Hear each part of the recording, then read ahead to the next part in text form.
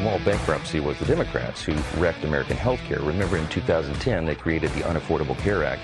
It did exactly the opposite of what they promised. It did exactly the opposite of what they promised. That is an absolute fact. And that was Democrat Senator Tim Kaine. Oh, that was Speaker Johnson. That was the next one. Never mind that. That was Speaker Johnson. I apologize. That's right. The Obamacare, it's called the Affordable Care Act. All right? It's like calling Planned Parenthood the Healthy Baby Act. My apologies. That was the Speaker of the House, Mike Johnson. And that's absolutely true. That Obamacare did exactly the opposite of what they said it would do. Made everything more expensive, less accessible. We were just talking to Will in Washington, D.C., talking about the runaround he's getting, lives in D.C. That adds a layer of stupid because it's all Democrats running everything in D.C. But Will talking about the nightmare of Obamacare in D.C. And, you got to sign up for Medicare, and then you got to sign up for you don't make enough money to get on, or you make too much money to get on here. You get on the Health Link and then the Medicare, and you go through all this hooey, 5 different websites Will was talking about, and you haven't started using your health care yet. When you start to use your health care, that's where it really gets bad, because that's where the Democrats kill everybody. They're the left. They're not interested in health care. They don't know anything about health care. They know about taking your rights away from you and handing your rights and control of your life and your family's life over to the state, which will have total control. They'll kill your wife in the end because, they're in charge. There is a Republican congressman from Kentucky, Congressman Andy Barr. Andy Barr was also on television over the weekend talking about Obamacare and the Democrat scam. All these subsidies was to mask the true cost of Obamacare and actually subsidize premium inflation. That's exactly what the Obamacare did. It's a massive redistribution of wealth scam. And I talked about that at the time, and many others like me talked about it at the time. Katie Couric doesn't know. She doesn't know Jeffrey Epstein was in prison for the child sex thing. She's over at his house because she wanted to meet Prince Child Molester, who's been kicked out of the British royal family for his child molestation habits. And they're with Woody Allen, who everybody knows has been a child molester forever and ever, at Jeffrey Epstein's house in New York, and that's all okay. And some people lie like it's natural.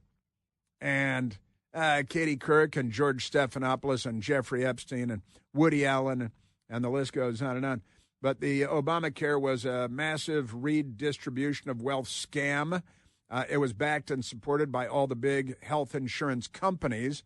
And then the Democrats send their little rapscallions out there, like Luigi Mangione, to shoot and kill healthcare insurance CEOs because they blame healthcare insurance companies and healthcare insurance CEOs to the point where they're assassinating them and turning the assassins into heroes, which they do all over the place because they're a bloodthirsty gang of ghouls. They're not liberals, they're the left. And Congressman Andy Barr comes out like a normal person and points out, Obamacare's subsidies actually just masked the actual cost of Obamacare. And, now you're going to throw another $1 trillion at it, and then in 6 months they're going to come back for another $1 trillion. And they just put it on the national debt because in the meantime they're bankrupting capitalism, as is they're the Democrat Party. By the way, the Trump administration announced this morning that the FAA is no longer slowing air travel down in the United States by this percentage or that percentage, and that all air travel, as far as the federal government and the FAA are concerned, back to normal today. But the airlines also had to hit the brakes, and they've got to ramp up again, so there's still going to be some abnormalities for a while at least. At least. I'm telling you. Wah, wah, wah. Yes, sir. James Carville. These people, can I just say, these people, these are not good people. They're not truthful people. They're not honest people. They're not trustworthy people. Oh, let's go to soundbite number 13, because I think this is pretty darn funny, actually. President Trump is suing. He said and it was funny over the weekend because we were trading texts on our text thread, and there was a story that Randy and Kevin and Michael Piercy and I on our text thread going back and forth. And the headline was, President Trump to sue the BBC. He talked last week about $1 billion, suing him for $1 billion. And over the weekend, he said for billions of dollars. And I thought, oh, that's even better because, that's plural. That's a billion, but in the plural. Isn't that fun? And I thought that is a great idea. And President Trump over the weekend talking about suing the BBC because, they butchered President Trump's January 6th speech. They took the first part of a sentence from early on in the speech, and then 54 minutes later, they took the second half of a different sentence, and they cobbled them together. And they're like, what? That's just good journalism. That's what we do. President Trump talking about suing the BBC, the British Broadcasting Corporation, for billions of dollars for defamation, for misrepresentation, and I love it. We'll sue them for anywhere between $1 billion and $5 billion, probably sometime next week. So you're ready to take? Well, I think I have to do it. I mean, they've even admitted that they cheated. And the two top executives at BBC have resigned in disgrace, and they've moved on. And isn't that great? So billions now, $5 billion, anywhere between $1 billion and $5 billion for the damage, reputational and professional and political damage. Isn't that amazing? That's great. So sue him, sue away. I look forward to that. And honestly, I like Nick Sandmann, who was slandered and maligned. Remember, he was in Washington for the pro-life march from Kentucky, a Catholic school in Kentucky, for the pro-life march. And then he talked to Chef Cheekbones, who was out there with his little drum. And and Nick Sandmann stood there and looked at him, and the media villainized him and demonized him, made him the villain of the story somehow, because they're pro-death and not pro-life. Aren't they amazing? There's something aggressive about standing there. That's right. MSDNC, there's something aggressive about standing there. And he sued NBC for millions and millions of dollars. Should have sued him. I was advocating at the time for $1 billion because they're not impressed. ABC paid millions of dollars because lies George Stephanopoulos told millions of dollars to Donald Trump. And it's got to be $1 billion. Otherwise, it doesn't get their attention. They paid George Stephanopoulos $25 or $30 million a year. When they've got to pay $15 million in a lawsuit, it's probably tax deductible. They don't care. They don't care. What? You know what you know what else they don't care about? They don't care about convicted killers who are most wanted and have their gang members, and they have 666 tattooed on their forehead. And then ICE arrests them. Speaking of which, you see in Charlotte where the Democrats are violently attacking the ICE agents, their Operation Charlotte's Web, arresting illegal alien gang members and bad guys all over the place. And the Democrats out there violently attacking the police. And they are out there violently attacking the police and crashing into them with cars and violently attacking and hurling explosives and things at the police. Isn't that amazing? But they have, over the weekend I saw they had arrested 81 and then 91. And what are we at now? 130 have been arrested because there is so much violence and so much crime. And the Democrats would release them all, and they'd give them guns because that makes them think they're more fair-minded. They're not well. They're really unwell. Isn't that amazing? Yeah, 130 arrests. Yeah, and here's this guy, great. The New York Post has the story. This guy, not only does he have 666 tattooed on his forehead, the letters are 4 inches high, and the tattoo, giant 666, like a 3D6, tattooed across his forehead. It's wider than his eyes, from left eyebrow tip to right eyebrow tip, 666 tattooed on his forehead. The rest of his face is covered with tattoos also.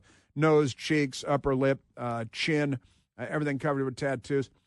So illegal immigrant has other tattoos covering the rest of his face under the giant 666. Also a confirmed gang member of the 18th Street Gang, a foreign terrorist organization, and was on El Salvador's most wanted gang members list. And the Democrats let him loose in the United States, and they'll attack you if you try to arrest him and expel him from the country. Isn't that amazing? This gang member on El Salvador's most wanted list is a perfect example of ICE targeting the worst of the worst, DHS Assistant Secretary Tricia McLaughlin said. He may lack a violent rap sheet in the U.S., but this criminal illegal alien is clearly a public safety threat. And then if you're wanted for murder in another country, the Democrats don't score that against you. They don't count that. His arrest was proof that ICE is arresting criminal illegal aliens before they can victimize Americans, McLaughlin said. It was not immediately clear whether the gangbanger came into the U.S. When he came into the U.S., but he had been living here unlawfully for some time.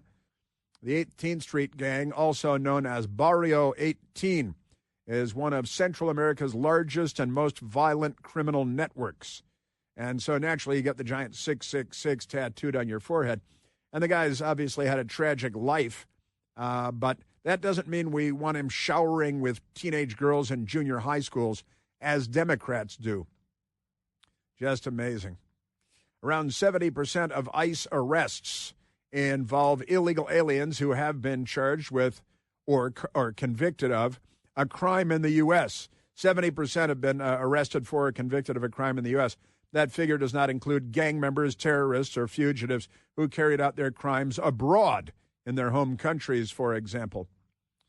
The Democrat Party is a threat to our civilization, and they don't care. They're fine with being a threat to civilization. Man, oh man. Speaking of which, that more things they like. The Wall Street Apes people over the weekend. Texas has 2 Sharia law courts operating right now in the state of Texas and is rapidly expanding the number of mosques in Texas. See, the Democrats are facilitating an invasion. That we have audio of this Catholic bishop, don't we? And talking about the invasion of Europe. Because this got my attention over the weekend. I think it was my best girl that shared this one with me. Bishop out of Eastern Europe, Central Asia. His name is Athanasius. Athanasius Schneider is a Catholic bishop, and he was doing an interview and posted a video. Oh, look at the time. And you know what? And I want to share this with you, but I don't have the time right now because I've already gone long. Isn't that amazing? I can't believe how time flies around here. That's what I can't believe. Yeah, but what do you hear this guy say about the Muslim invasion of Western Europe? And now in Texas, there are 2 Sharia courts, the Islamic law courts, and we are seeing this in Minnesota, and we're seeing it in New York City, where they've elected an Islamist who is a jihadi against the Jewish people and against capitalism in the U.S., and the Democrat Party is behind all of this. Texas has 2 Sharia law courts operating right now, rapidly expanding the number of new mosques. They've added 48 mosques in the last 24 months. And in Irving, Texas, there are 2 Sharia law courts operating. This is the beginning of what they have in France and elsewhere in Europe, no-go zones and all that. And I've got more on that coming up because you got to hear this Catholic bishop talking about the Muslim invasion of Western Europe. And again, it's all people that call themselves liberals. They'll be the death of civilization, which is actually their goal. When Mary, the Virgin Mary, said, let it be done to me according to your word. She embraced God's plan, even with uncertainty, risk, and sacrifice. Her yes brought Jesus Christ into the world. And today, countless mothers face that same moment of decision. when they see their baby in an ultrasound. They might be scared, they might be unsure, but it's their moment to say yes, right? And it could pass, but you can make a difference right now because of the generosity of listeners like you. The great preborn network of clinics across the country can help provide immediate support, helping thousands of mothers to embrace life. And over 380,000 babies have already been rescued by way of preborn. This holiday season, don't let another life be lost. Be the hope for hurting mothers across the United States of America and their at-risk babies. Just say yes to life today. To donate securely, all you have to do is dial pound 250. When prompted, say the keyword baby. That's pound 250. The keyword is baby. Or you can go online and visit preborn.com/plant. That's preborn.com/PLANTE. Every gift is, of course, tax deductible, and its impact lasts for an eternity. Yes, sir. And a 5-star rating by charity groups, too. Great stuff. The Democrats. Civilization is under assault. And we're not doing real well here in the United States.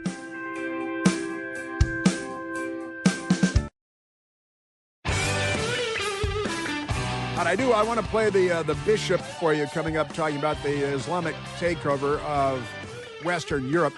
That's coming up. But right now, let's go to the telephones, Mike. Let's go to Mark, calling from Independence, Missouri. Mark, you're on the Chris Plant Show. Hey, thanks, Chris. So we know everything the Democrats do is about their power and not about the good of the country. Obamacare was either passed to fail to get to single payer, or it may actually be single payer because during the Wuhan Red Death, they essentially made it available to everyone, and they used those subsidies to hide the cost to make it more appealing. And I don't know why they didn't make it permanent, maybe the filibuster back then. But anyway, the Republicans have spoken pretty strong about Obamacare being such a disaster, like Mike Johnson, you played, and the others. But they have to act, and they can't work to fix Obamacare. It can't be fixed. It has nothing to do with health care. Like you say, it's about their power and control.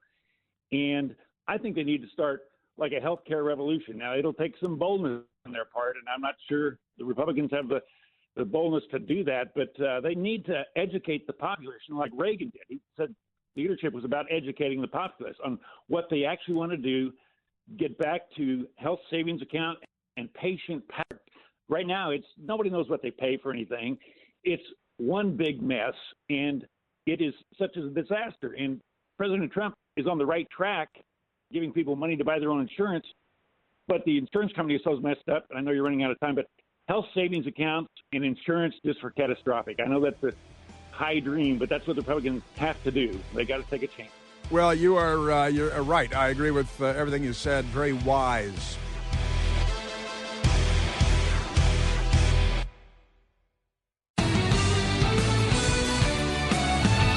I saw a tweet over the weekend. I think this might have been my best girl. Kidding me, this one too. A tweet by Hashem,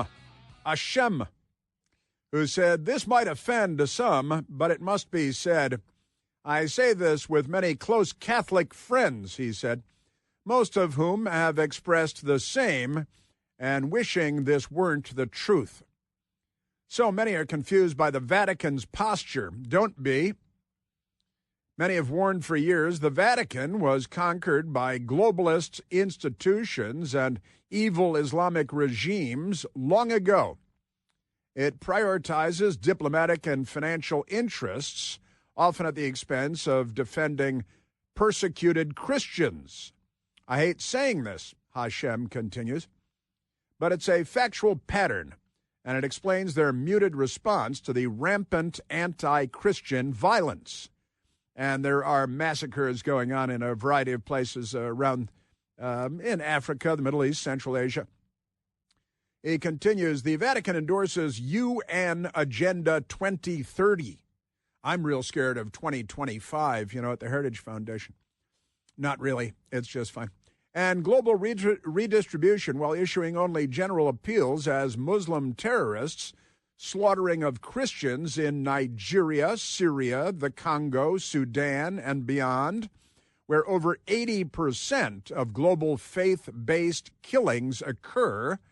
And it's true. I was talking about it last week. Arab militia marauding into Sudan and massacring Christians by the thousands. And it doesn't make the news, and Democrats don't care because they're anti-Christian and they're anti-Catholic in particular, and they're leftists because they're completely berserk. They love celebrating lunacy. Again, another one over the weekend was Matt Walsh tweeting out, leftists celebrated Charlie Kirk's murder and then elected an attorney general in Virginia who openly fantasizes about killing us and our children. And now Republicans are going on CNN to apologize for their toxic rhetoric. What the hell is going on? That's Matt Walsh. And it is their substitute religion. Leftism is they're anti-religious, they're anti-Catholic, they're anti-Christian. If you're an Islamist jihadi, then they're generally speaking pro-you. I think that's fair to say because they've proved it again and again. These people, they love the gang members and the jihadis and in Charlotte they're rioting and protesting because ISIS, they're arresting gang members with 666 tattooed on their foreheads. But I noticed they weren't out in the streets of Charlotte when the Ukrainian refugee, the 23-year-old young woman, Irina Zarutska, was murdered by an O.J. Simpson impersonator on their public transportation, and the lunatics slashed her throat. There were no marches and no violence and no demands, no nothing. They were fine with that, the Democrats were. The killing of Irina Zarutska, they're okay with that. Pay no attention. And again, more than 130 arrests made in Charlotte in the last 2 days. But they were fine with the massacre of Irina Zarutska, right? And isn't that amazing? Oh, speaking of which, there's another anti-Christian story out of the Democrats. This one out of Quincy, Massachusetts. You see, religious freedom fight grows in Massachusetts community over statues honoring police and firefighters. The ACLU, the so-called American Civil Liberties Union, a left-wing front group for the Democrat Party, ACLU and 15 residents, probably all members of the ACLU, challenge Quincy's plan to display St. Michael and St. Florian at a new public safety building. Now, the thing is, St. Michael is the patron saint of police. St. Florian is the patron saint of firefighters. Now, the Democrats hate the Catholic Church. They hate the Christian Church. They hate the police, who they want to defund. And they even hate firefighters because, the toxic masculinity and all that stuff. A Massachusetts community full of Democrats is split on allowing two towering bronze statues of Catholic saints outside of its new public safety building. In an interview with Fox News Digital, Joe Davis, senior counsel at the Becket Fund for Religious Liberty, said Quincy, Massachusetts plans to erect statues of St. Michael, the Archangel, and St. Florian, and it reflects a centuries-old artistic and cultural Western civilizational tradition of honoring courage and sacrifice, not a violation of the Constitution's separation of church and state. Isn't that amazing? So they want to put up two bronze statues, one of St. Michael, the Archangel, and one of St. Florian, patron saint of firefighters. And the Democrats are waging war against them to prevent that from happening. But in Seattle, they've got a 15-foot-high bronze statue of Vladimir Lenin, the Bolshevik revolutionary, and that's okay. And if you wanted to put up a statue of the Prophet Muhammad, which you're not allowed to do under the rules of Islam, they would support that too because of their mental dwarfism. But again, my best girl sent this story along, and it's about Muslim takeovers going on in Western Europe and London, in England, where the most common name for a newborn boy is Mohammed, and the second most common name for a newborn boy in the United Kingdom is Mohammed again with a different spelling for Mohammed. So the top two names are both Mohammed. In France, they have no-go zones where the police and ambulances and firefighters are not allowed to go because they're setting up Sharia zones and Sharia courts, and they don't assimilate to the culture that they move to in France or in England. They're there to import Sharia law and Islamism. And I was just reading to you about what's going on in Texas with the startling and alarming increase in the number of mosques. And now, according to these individuals, 2 Sharia courts have been stood up. Sharia law courts operating in Texas right now, and the number of mosques growing by leaps and bounds in Texas, and they're going to be the most Islamicized state in the United States of America. Right? Now let's go to the bishop over here, because the video of the bishop really took me by surprise, and I wanted to share this with you. Now, the bishop is a Catholic bishop. His name is Athanasius Schneider. Athanasius Schneider. All right, and he's the representative of the Vatican, the Holy See, and in Astana, and it's an interesting case. This guy's a fascinating story. His life story is quite remarkable, but he's talking about what he calls the Muslim invasion of Western Europe and how they're taking over Western Europe. So Athanasius Schneider, the bishop, Catholic prolate, serving as the auxiliary bishop of Astana in Kazakhstan, what is now Kazakhstan.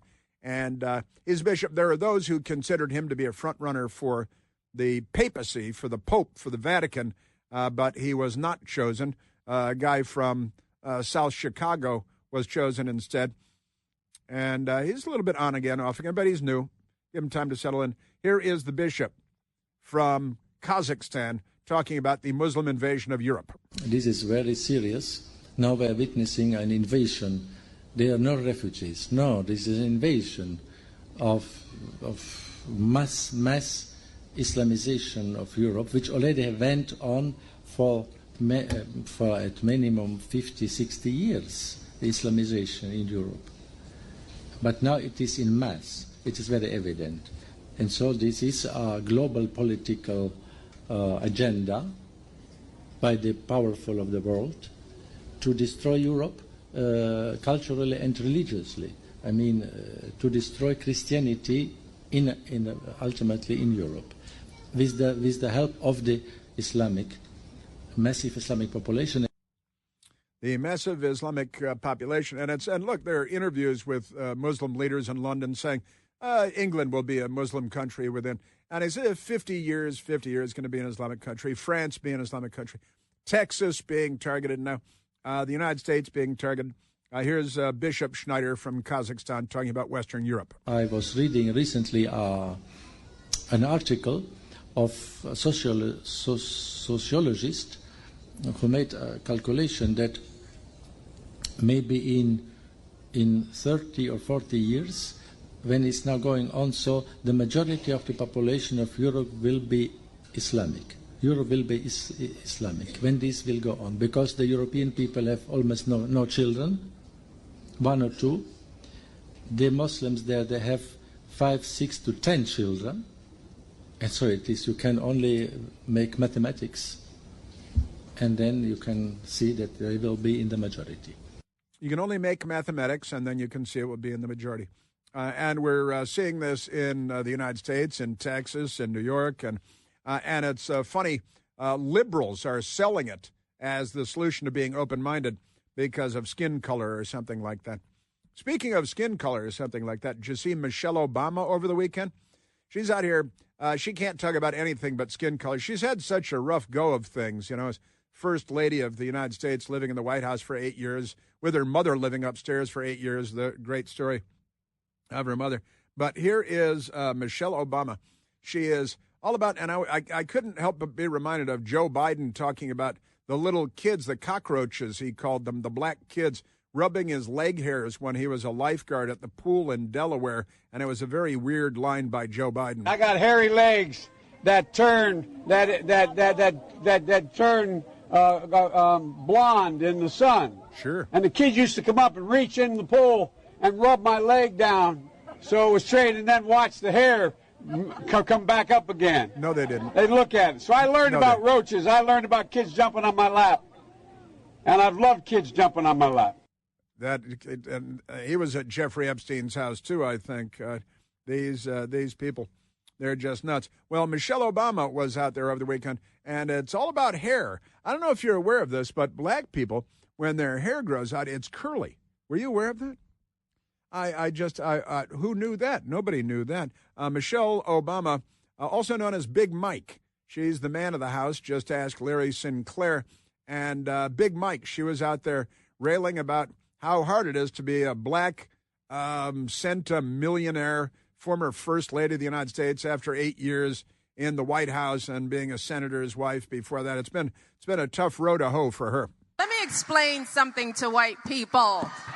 All right. Our hair comes out of our head naturally in a curly pattern. It does? When we're straightening it to follow your beauty standards, we are trapped by the straightness.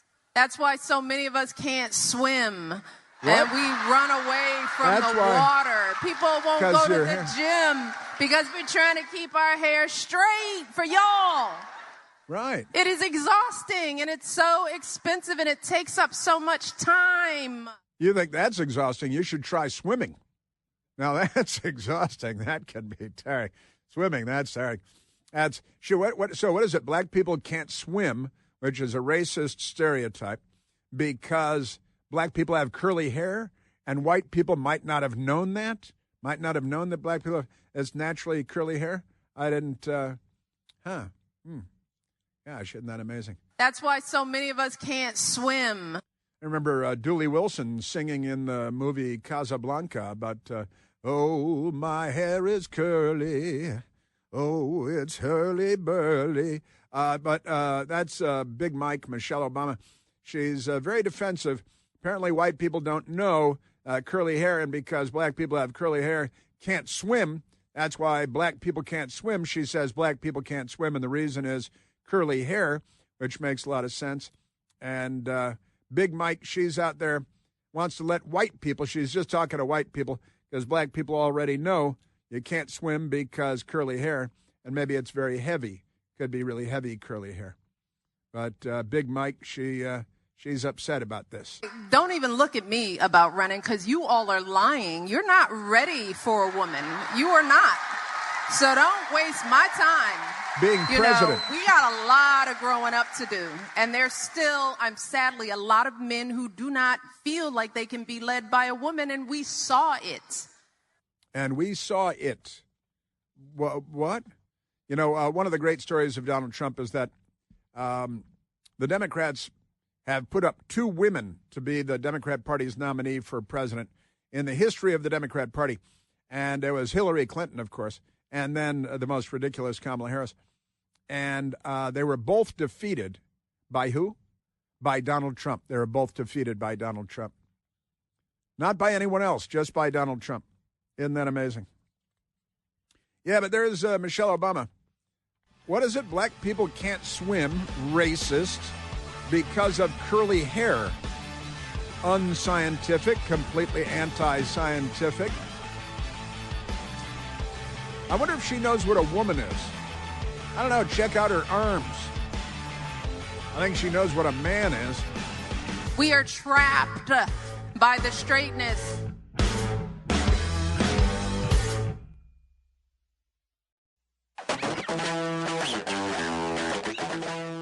Newt Gingrich, the former great Speaker of the House, is out there talking about the simplest way to make American life affordable again. Health care transparency could unlock savings for working families. But interest groups who are getting rich off of the scam will oppose it. But Newt knows. Newt is one of the smartest people in the history of American politics. And there's another great story that emerged over the weekend, too. The New York Post has a great story on it. House Democrat exchanged texts with Jeffrey Epstein himself on how to hurt Trump during a 2019 congressional hearing. Jeffrey Epstein was feeding questions to Representative Stacey Plaskett during a 2019 congressional hearing and giving her real-time help on how to damage President Trump's reputation, newly released documents show. The texts, first reported by the Washington Post, show the convicted pedophile pontificating with Plaskett during a February 27, 2019 House Oversight Committee hearing, which was seen live on television, in which then former president's ex-attorney Michael Cohen testified about Trump's alleged payments to mistresses to silence stories before the 2016 election.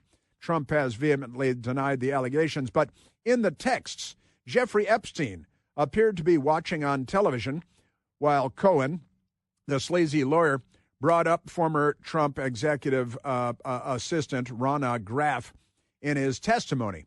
And there she is, and here's the video. And Plaskett, who is the non-voting delegate from the U.S. Virgin Islands, we have a non-voting delegate in Washington, D.C., too. That's my representative. And here's the video with Ronna, responded Plaskett. Cohen brought up Ronna, right? Keeper of the secrets, Epstein texted to this Democrat in the House of Representatives, Plaskett, Stacey Plaskett, and she is reading it off her texts that she's getting in real time from Jeffrey Epstein. Ronna, quick, I'm up next. Is that an acronym? He added, suggesting that it's time to grill Cohen soon. So Stacey Plaskett is texting in real time with Jeffrey Epstein, trying to sabotage, to trap, to smear Donald Trump. And the Democrat from the U.S. Virgin Islands, who has a non-voting delegate role in the House of Representatives, colluding with, conspiring with, and here she is conspiring with, engaged in a conspiracy with Jeffrey Epstein himself, texting back and forth. Jeffrey Epstein texting Plaskett at 2:34 p.m. Good work, a minute after she finished her questions. So Jeffrey Epstein was in the hearing room and using Stacey Plaskett as a conduit to smear and slander Trump. The Democrat Party is a third world hellhole.